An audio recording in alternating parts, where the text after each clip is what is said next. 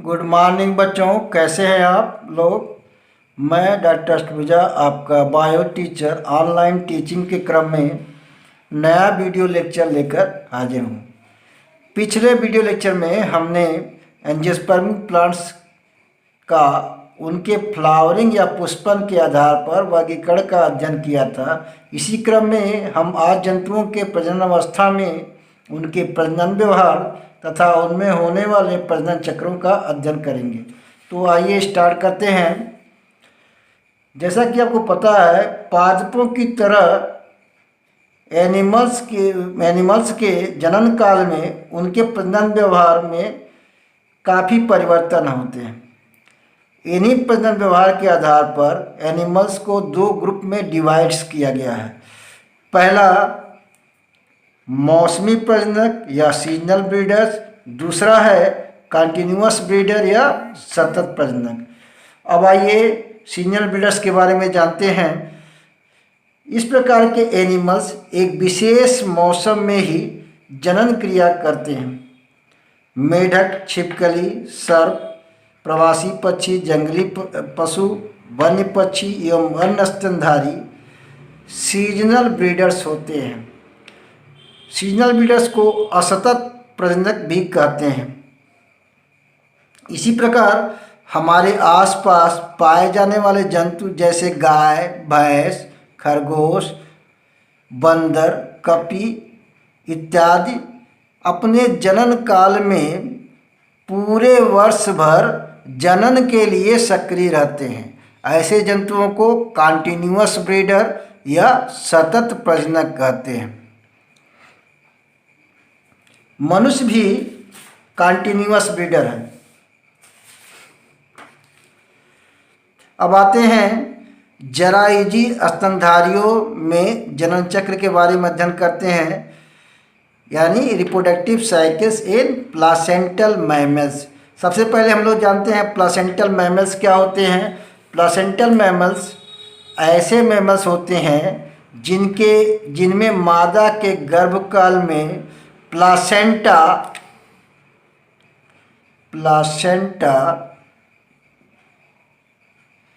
नामक विशेष रचना बनती है।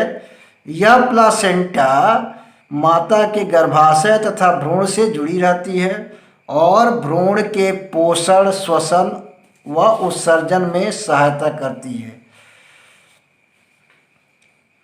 प्लासेंटल मैमल्स की मादाओं में उनके जनन काल में कई प्रकार के शारीरिक व हार्मोनल परिवर्तन होते हैं, जैसे रक्त के हार्मोन स्तर में बदलाव होते हैं। अंडाशयों, सहायक नलिकाओं, गर्भाशयों आदि जनन अंगों में परिवर्तन होते हैं।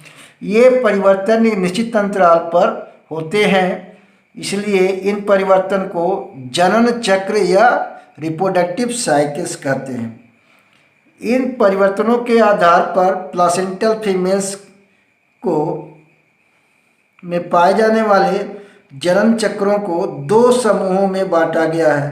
पहला है मध्य चक्र या स्ट्रेस साइकिल और दूसरा है मेंस्ट्रुअल साइकिल।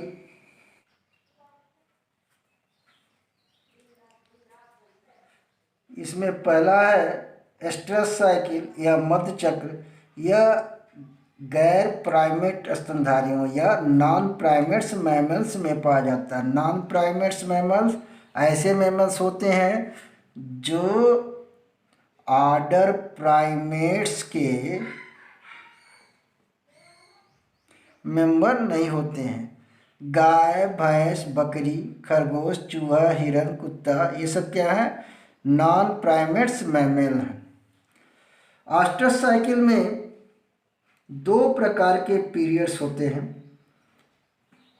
एक पीरियड होता है जिसे अस्ट्रस पीरियड कहते हैं, दूसरा होता है एनस्ट्रस पीरियड।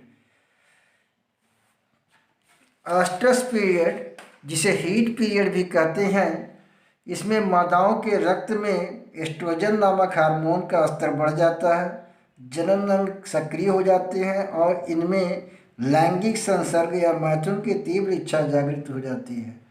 आस्ट्रस पीरियड के बाद एक ऐसा पीरियड आता है जिसमें मादा जंतु लैंगिक संसर्ग के लिए निष्क्रिय या उदासीन हो जाती है।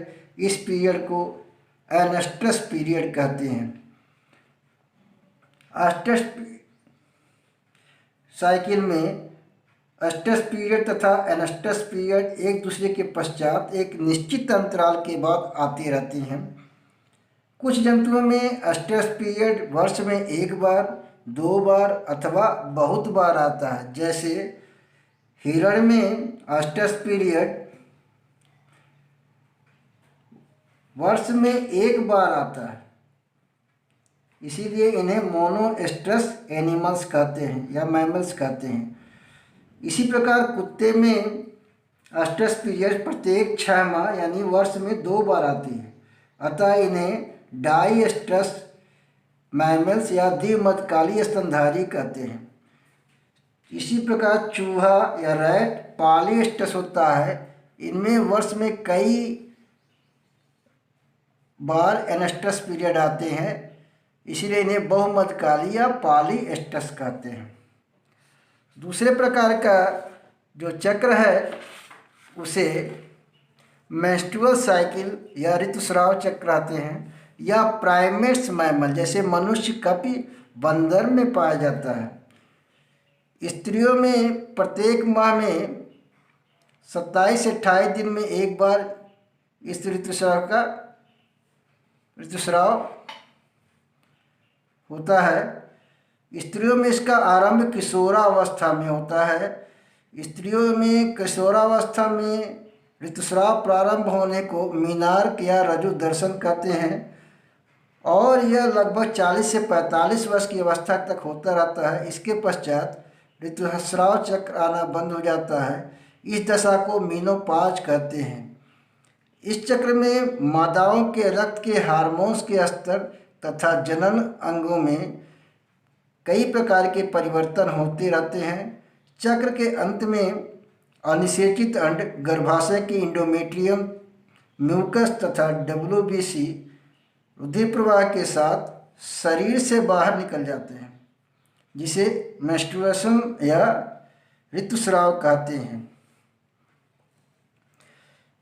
ऋतुस्राव चक्र में विभिन्न प्रकार के हार्मोन्स जैसे estrogen, follicle stimulating hormone, luteinizing hormone, progesterone अपना विशेष योगदान देते हैं। मेंस्ट्रुअल साइकिल के बारे में हम डिटेल्स में स्टडी मानव में जनन नामक चैप्टर में करेंगे।